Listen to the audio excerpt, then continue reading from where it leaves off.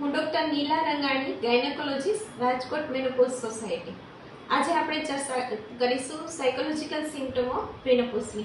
આપણે સૌ જાણીએ છીએ કે સ્ત્રીઓના જીવનમાં 45 થી 50 વર્ષ દરમિયાન જ્યારે મેનોપોઝ આવે છે, એટલે કે માસિક સ્ત્રાવ બંધ થાય છે, ત્યારે ઘણા બધા ફિઝિકલ સિમ્પટમ આવે છે।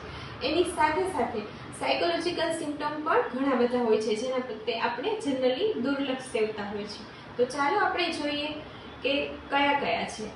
સૌથી પહેલું મૂડ સ્વિંગ્સ, કે જેમાં આપણને અચાનક ગુસ્સો આવી જવો, ઇરિટેબિલિટી લાગવી, એન્ઝાયટી થવી, some sort of depression, loss of memory, brain fog, loss of motivation, loss of concentration, loss of sexual desire, આ બધા સાયકોલોજીકલ સિમ્પટમો મેનોપોઝ છે। અને હવે આપણે જોઈશું કે એ શાને કારણે થાય છે। જનરલી એવું જોવા મળે છે કે મેનોપોઝની ઉંમર દરમિયાન સ્ત્રીઓમાં ઇસ્ટ્રોજન હોર્મોન જે ઓવરીમાંથી આવે છે એનું પ્રમાણ ઘટે છે, અને મોટાભાગના સાયકોલોજીકલ સિમ્પટમ આ ઇસ્ટ્રોજનનું પ્રમાણ ઓછું થવાને કારણે છે। બીજું કારણ એ પણ છે કે એજને કારણે હેપીનેસ હોર્મોન જે બ્રેઇનમાં હોય છે એ પણ ધીમે ધીમે સિક્રેશન થવાના ઓછા થાય છે। ત્રીજું કારણ એ પણ છે કે life itself is a stress during menopause, કારણ કે એ એજ રિટાયરમેન્ટની હોય છે, અને જેને કહેવાય ને કે એમ્પ્ટી નેસ્ટ સિન્ડ્રોમ, કે જ્યારે ઘરમાંથી બાળકો હોસ્ટેલમાં અને પોતાની કારકિર્દી માટે બહાર હોય છે અને ઘર ખાલી હોય છે, ત્યારે સ્ત્રી ખૂબ જ લોનલીનેસ ફીલ કરે છે। એને કારણે પણ ઘણા બધા સાયકોલોજીકલ સિમ્પટમ આવતા હોય છે। અને મેનોપોઝના બે સિમ્પટમ કે જે આપણે હોટ ફ્લસીસ કહીએ છીએ અને ઊંઘ ન આવી, ઇન્સોમ્નિયા, એને કારણે પણ ઘણા બધા સાયકોલોજીકલ સિમ્પટમ સ્ત્રીઓમાં મેનોપોઝ દરમિયાન આવે છે। બીજું આપણે એ પણ જાણીએ છીએ કે સ્ત્રીનું સુંદર દેખાવું એ એનું ઇનબોર્ન કેરેક્ટરિસ્ટિક છે। તો મેનોપોઝ દરમિયાન ગ્રેઇંગ ઓફ હેર થવું, સ્કિન રિંકલિંગ થવું, ફેટ ડિપોઝિશનને કારણે વેટ ગેઇન થવું, એ પણ સ્ત્રી માટે ખૂબ હર્ટફુલ હોવાને કારણે આ બધા સાયકોલોજીકલ સિમ્પટમ આવે છે। છેલ્લે આપણે જોઈશું કે આ બધા સાયકોલોજીકલ સિમ્પટમ આટલા બધા છે, તો એનું સિમ્પલ સોલ્યુશન શું છે। તો ચાલો એ પણ જોઈએ કે આપણે આ બધા સિમ્પટમમાંથી કઈ રીતે સેફ રહીએ અને આ મેનોપોઝના પીરિયડને કઈ રીતે સેફલી પસાર કરી શકીએ। તો એના સોલ્યુશનમાં સૌથી પહેલું એક્સરસાઇઝ છે। જનરલી 45 થી 50 વર્ષની આસપાસ સ્ત્રીઓ એક્સરસાઇઝ પ્રત્યે દુર્લક્ષ સેવતી હોય છે અને જનરલી સિમ્પલ વોકિંગ જેવી જ એક્સરસાઇઝ કરતી હોય છે।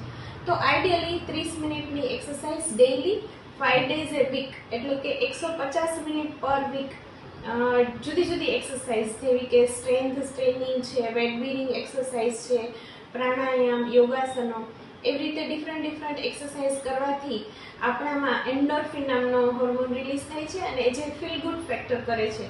તો ને કારણે ઘણા બધા સાયકોલોજીકલ સિમ્પટમ ઓછા થવા માંડે છે।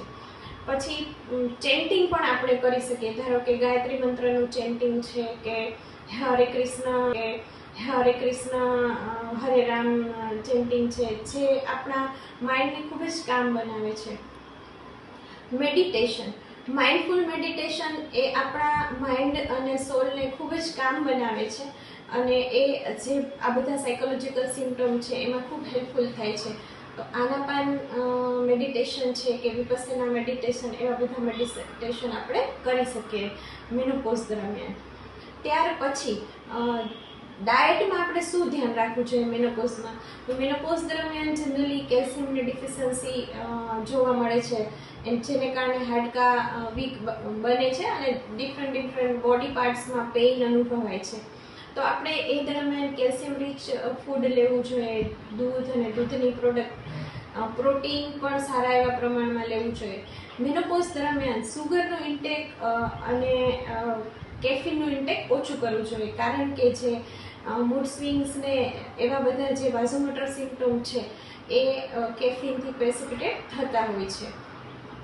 અને સપ્લિમેન્ટ્સની વાત કરીએ તો જ્યારે આપણે ડૉક્ટર પાસે જઈએ છીએ તો ઘણી વખત વિટામિન ડી, B12 અને કેલ્શિયમ, પ્રોટીન, એ બધા સપ્લિમેન્ટ્સ ડૉક્ટર જનરલી પ્રિસ્ક્રાઇબ કરતા હોય છે।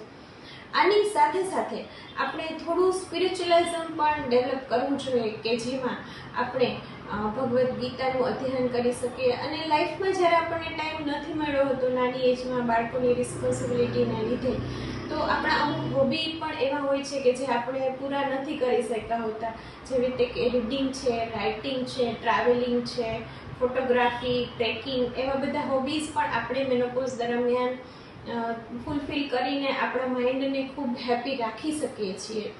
સમ સોર્ટ ઓફ સોશિયલ ગેધરિંગ કે જેમાં સખી મંડળ નામના ગ્રુપ ફિમેલના ચાલતા હોય છે, એમાં આપણે આપણી એજના લેડી સાથે મળીને આપણા અલગ અલગ સુખ દુઃખની વાતો કે મેનોપોઝના સિમ્પટોમની વાતો એમની સાથે કરીને શેર કરીને એની સિમ્પલ ટ્રિક્સ પણ આપણે એકબીજા પાસેથી શેર કરી શકીએ.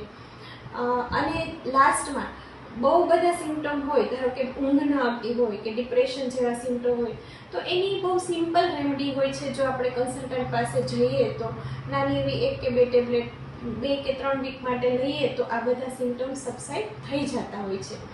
અને ગાયનેકોલોજીસ્ટ ઘણી વખત હોર્મોન રિપ્લેસમેન્ટ થેરાપી નામની જે ટ્રીટમેન્ટ થાય છે, એમાં ઇસ્ટ્રોજન પ્રોજેસ્ટેરોન સપ્લિમેન્ટ કરે છે. એ જનરલી શોર્ટ પીરિયડ માટે હોય છે, 3 to 6 મંથ માટે. એ પણ ઘણા હેલ્પફુલ થાય છે અને સ્ત્રીઓ પોતાનો મેનોપોઝનો સમય ખૂબ હેપીલી પસાર કરી શકે છે.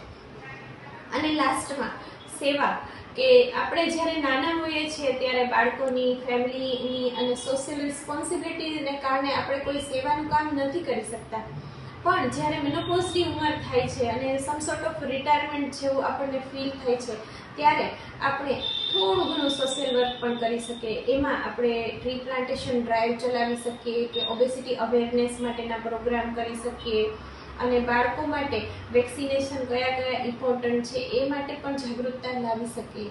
તો આ બધી થઈ સાયકોલોજીકલ સિમ્પટોમ ઓફ મેનોપોઝની સિમ્પલ રેમેડી. Thank you.